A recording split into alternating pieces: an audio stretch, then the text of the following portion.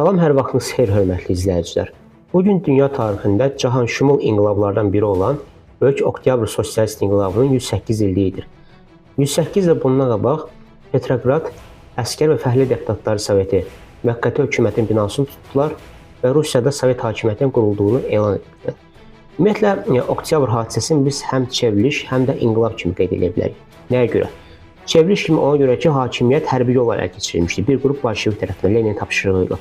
İkinci olaraq nəyə görə inqilab kimi biz bunu qeyd edə bilərik? Çünki Rusiyada iqtisadi baxımdan, siyasi baxımdan, sosial baxımdan cəmiyyətin bütün sahələrinin inqilabi dəyişikliklər oldu. Məsələn, iqtisadi baxımdan Rusiyada sosialist dövləti quruldu, siyasi baxımdan yeni bir quruluş olan Sovet hakimiyyəti şuralar quruldu.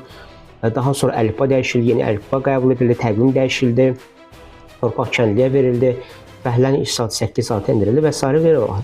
Yəni ki, bütün bu inqilabi dəyişikliklərə görə biz Oktyabr hadisəsini inqilab kimi də qeyd edə bilərik. Ümumiyyətlə, qeyd etmək lazımdır ki, heç bir inqilab, cahanşumul inqilab ələxüsusda qansız müşahidə olunmur. Çünki inqilablar zamanı, inqilab kimi arxitektonik hadisələr zamanı humanist qanunlar arxa plana keçir və fövqəladə qanunlar işə salınır.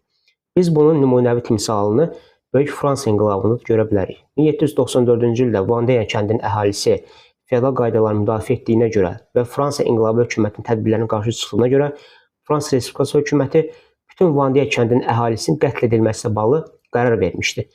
Və bu Vandeya qətliamı hazırda BMT və Fransa parlamenti tərəfindən də soyqırım hadisəsi kimi də tanınmış olur. Qeyd etmək lazımdır ki, həm də bütün bu cəmiyyətin sahələrini təsir etdiyinə görə bəzən Oktyabr inqilabında da bu hadisə müşahidə olunurdu, bu məsələ müşahidə olunurdu. Bəzən elə olur ki, bütün bir kəndi, bütün bir etnokonferensial qrupu məhv etmək lazım gəldi və yeni rejimə qarşı kim var isə hamısı qırmızı terrora, Sovet hakimiyyətinin qırmızı terroruna məruz qalırdı. Buna görə də heç bir inqilab qansız müşahidə olunmur. Qeyd etmək lazımdır ki, Azərbaycan daxil olmaqla digər milli dövlətlər də məhz Oktyabr inqilabının nəticəsi olaraq meydana gəlmişdi. Məhz bu inqilabın nəticəsində Rusiyada xaos baş verdi, Qafqaz komissarlığı yarandı, daha sonra Seym yarandı və 1918-ci ildə Qafqaz ayrı-ayrı respublikalara, milli dövlətlərə bölündü.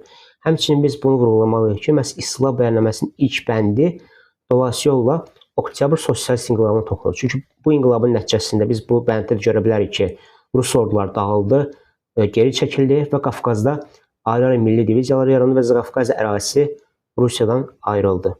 Hələlik.